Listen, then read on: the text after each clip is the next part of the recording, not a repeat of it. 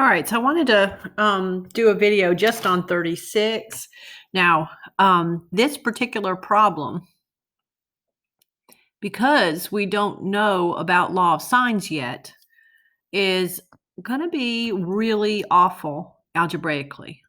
And so when it comes time for a test, you would not do the problem the way I'm about to do it. You would wait until you had if you knew the law of signs, then you would just do this using the law of signs.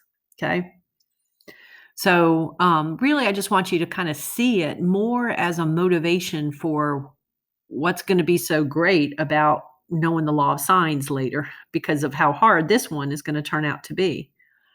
All right. So like on this one, we're trying to figure out what X is, but we don't know a side in either of the right triangles in this picture. We have the big right triangle, the main one. Okay, let me draw that again. Okay, so we have the main right triangle where this is X, this is 38 degrees, but then only this much of this side we know. We don't know the whole side, so we can't come in and easily do like tangent like we were doing. Okay. And then the other triangle we'll use is the one that's the smaller one in there, where this is X, and we know the 43 degrees. Okay. And then we know that, and then we have that part right there. All right, so let me call that part A on the smaller triangle. And then do you see how if this were A, then that whole entire side, since that's 100, from here over to here would be 100 plus A? All right, so we can set up a ratio from this triangle that says that the tangent of 38 degrees would equal X over, but it would equal X over 100 plus A. Okay.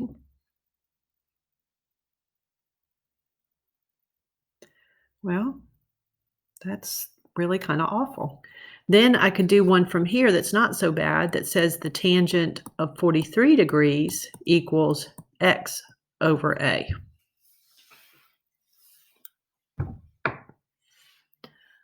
All right, so I want to know what X is, but I've got two variables in these problems, so it's a little bit of a mess. It's almost like you'd have to use systems of equations.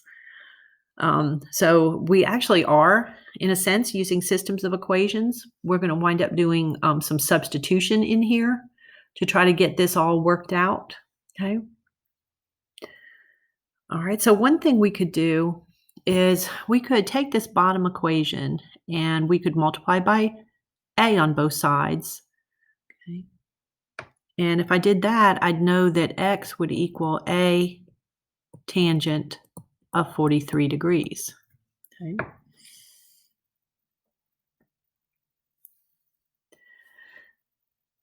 All right, I could then, since I want to know what X is, I don't want to substitute A tangent 43 degrees in for the X in the other equation because I'd like to have X in there. I don't want to get rid of the X. So what I'm going to do is I'm going to multiply both sides by A to get to here, and then I'm going to get what A would be by dividing both sides by the tangent of 43. So what we really have are two equations that have two variables in them. So what I'm going to wind up doing is solving the system, and I'm going to do that using substitution. Okay, so first I separated into the two right triangles. I tried to think about a strategy I might use. I could come up with two different ratios involving tangent. The only problem was I didn't have a whole entire side of either one of those triangles. So I'm going to have a kind of a really messy algebra problem to deal with. Okay. All right, so what I'd like to do is go ahead and rearrange this one to get the X by itself, just to get rid of the fraction more than anything else. So I'm going to multiply both sides by 100 plus A. just to get this cleaned up a little bit before I do my substituting. Then when I do that, I have that 100 tangent of 38 degrees plus a tangent of 38 degrees would equal the x. Because I just distributed. Okay, I distributed the tan 38 to both of those. Okay. All right, so I have one equation here. Let me just rearrange it with the x on this side.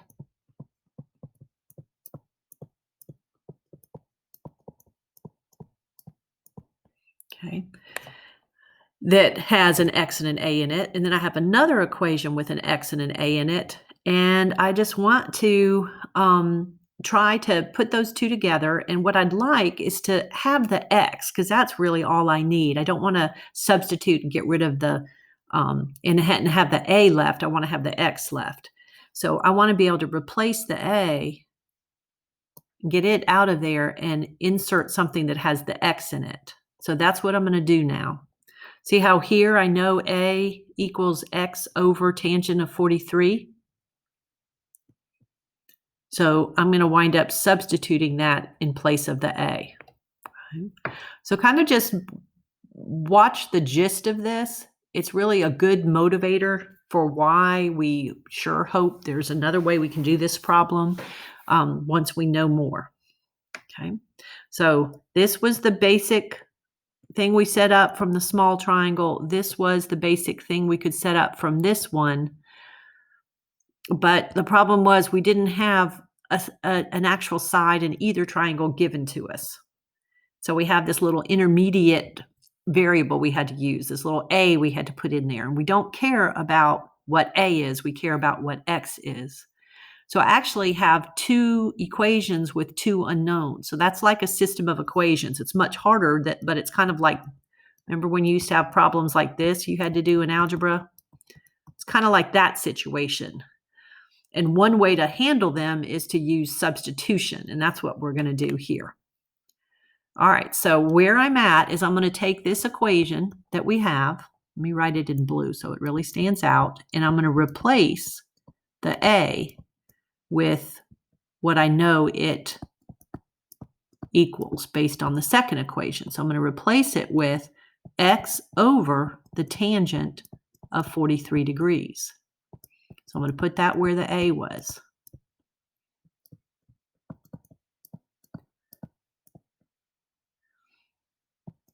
Okay.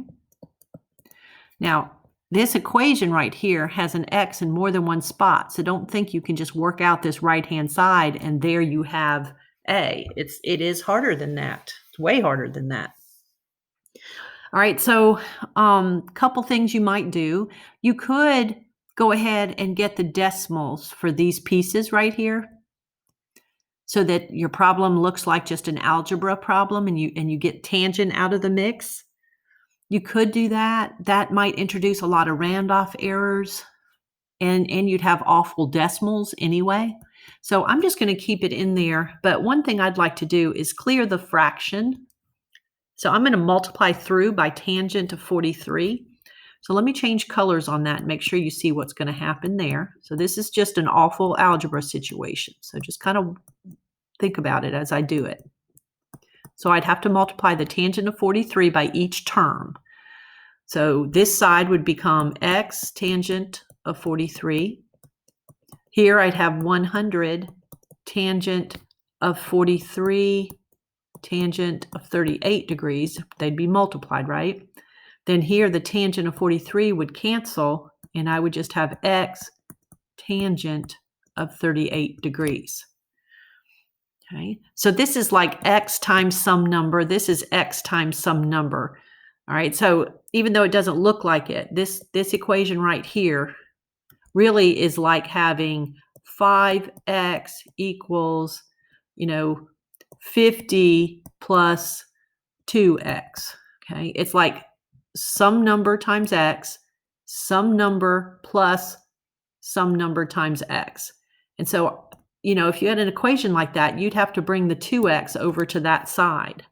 So it's harder to visualize by keeping the tangents in there. but I'm doing it because the tangent of 38 is going to be like 0.3175, it'll be some value that would be a bunch of decimals I'd have to write. So I just didn't see the advantage of actually writing it. Okay, but the concept is that I need to put this term and this term together on the same, I need to bring the x terms together and then ultimately have all the numbers, oops, that was supposed to be 43, have all the numbers on the other side. Okay, so look at that for a minute. All I did was subtract x tangent of 43 from both sides. Okay, and this part right here was kind of a separate, this was like the substituting step. Okay, and now I'm just working through the algebra. So if this is like 5x minus 2x, we can put this together, but what I'm going to do to put it together is I'm going to factor out the x, and then I'll have tangent of 43 minus the tangent of 38.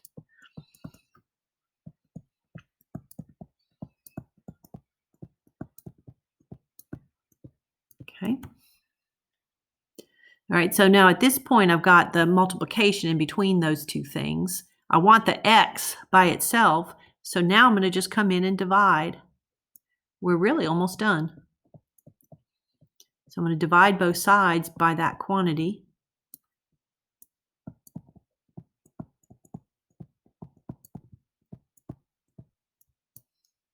And so x would equal the 100 tangent, 43 degrees, tangent, 38 degrees, all divided by the tangent of 43 degrees minus the tangent of 38 degrees. Okay, now I really want you at this point to pause the video and try to type that in on your calculator. And let me warn you that this horizontal fraction bar means that that should have been grouped and this should have been grouped. Okay, so when you type it in, if you're going to try to type it in one step, you would type in 100 tangent of 43 tangent of 38. There's no need to necessarily put parentheses on that because that'll all get done first. But when you do the divided by, if you typed in this, it would be incorrect. Because if you think about order of operations, it would do 100 times this, divided by that, get an answer, and then subtract the tangent of 38. So what you need is to be sure to insert the grouping symbols there. So it does what you mean.